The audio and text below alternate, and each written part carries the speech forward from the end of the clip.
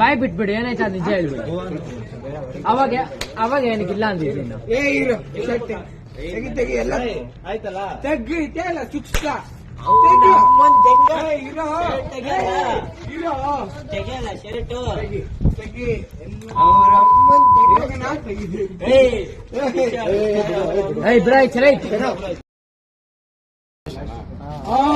ಮೊನ್ನೆ ಹೊಡ್ದವನ ಅವನು.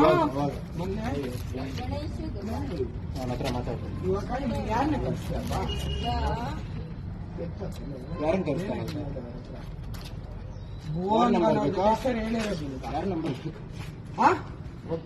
ಎಷ್ಟು ಸರಿ ಹೇಳಿರೋದು?